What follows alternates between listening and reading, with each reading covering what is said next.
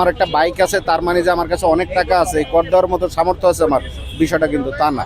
এটা সরকার থেকে জনগণের কাছ থেকে একটা টাকা চুরির স্কিম, অ্যাবসলিউটলি 100% ইনকন্ট্রোভার্টেবল প্রুফ আছে।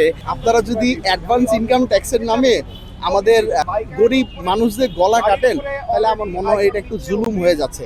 আগে সরকারের বলবো বিবেচনা করেন যে আমি আপনার করের আওতায় পড়ি কিনা, তারপর আমার কাছ থেকে যদি আমি করের আওতায় পড়ে থাকি দেন আমার কাছ থেকে ইনকাম ট্যাক্স নেন, সেটা নিয়ে আমার কোনো সমস্যা নেই। এই করটা কি কর? এইটা যেটা সরকার অলরেডি গাড়িগুলো, 4 চাকার গাড়ি যেগুলো, এইগুলোর পরে অলরেডি আছে, অনেক বছর ধরে প্র্যাকটিস হচ্ছে এবং এইটাকে এখন বাইকের উপরে ইম্পোজ করতে যাচ্ছে। এইটা হচ্ছে আয়কর এবং সেটাকে অগ্রিম দিতে হবে।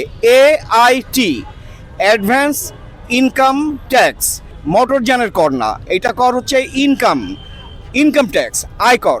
এই আয়করটাকে অ্যাডভান্স দিতে হবে। সরকার বলছে কি কারণে দিতে হবে আপনার যদি মোটরযান থাকে, যদি আপনার গাড়ি থাকে তাহলে আপনার দিতে হবে, গাড়িরা অলরেডি দিচ্ছে। আর মোটরযানের ক্ষেত্রে, মোটরসাইকেলের ক্ষেত্রে বলছে আপনার যদি মোটরসাইকেল থাকে তাহলে আপনাকে ধরে নেওয়া হচ্ছে আপনি আয় করেন, সুতরাং আপনার অগ্রিম আয়কর দিতে হবে।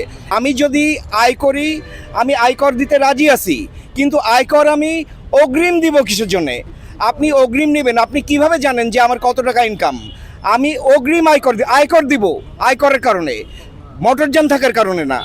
আয়কর দিব আয় থাকার কারণে, কিন্তু এটা অগ্রিম দিব না, এটা দেব অর্থ বছর শেষে আমি যখন ট্যাক্স রিটার্ন ফাইল করি তখন আমি হিসাব কিতাব দেবো যে আমার এত টাকা আয় হয়েছে, আমি আয়কর দেবো। সুতরাং এই যে করটা আপনার প্রশ্ন ছিল, এটা কি কর?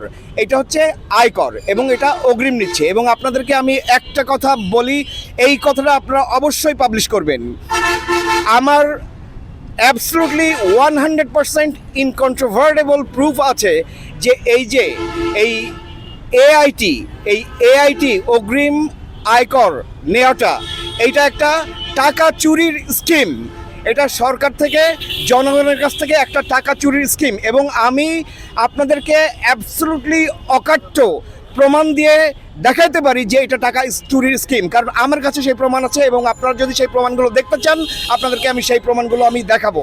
1 লক্ষ টাকার একটা বাইক, কটর সবকিছু মিলিয়ে আসা পড়তেছে 2,56,000 টাকা। হ্যাঁ, একটা কমিউট সেগমেন্টের বাইক 2,56,000 টাকা আসতেছে। তারপরে LC খরচ আছে, তারপরে কোর্ট বিল আছে, অনেক কিছু মিলায় টিলায় আরও 10-20 হাজার টাকা পড়ে যাচ্ছে।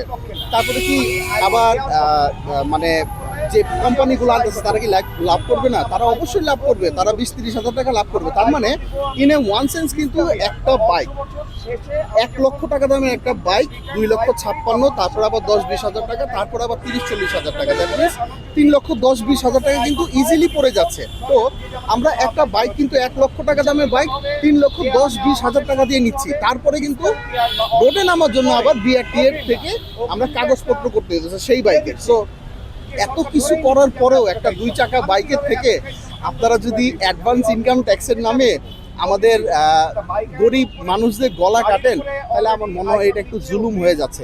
আমার নাম জসিমউদ্দিন। আমি এই সাইনবোর্ডটা বা এই ব্যানারটা নিয়ে ঘোরার কারণ হলো কি, আপনারা জানেন যে সরকার আমাদেরকে একটা AIT ধার্য করা হয়েছে বাইকের উপরে অগ্রিম।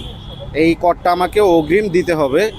সেটা ফার্স্ট টাইম ছিল আপনার সিসি অনুযায়ী আর কি, 265 সিসির উপরে ছিল 10,000 টাকা, এর নিচে ছিল 5,000 টাকা, আর 125 সিসিতে ছিল 2,000 টাকা। এখন ওটা কমাইয়া 3,000 আর 5,000 করা হয়েছে। তো আসলে আমরা এই করটার বিরোধিতা জানাচ্ছি, এই করটা আমরা বাস্তবায়ন চাচ্ছি না।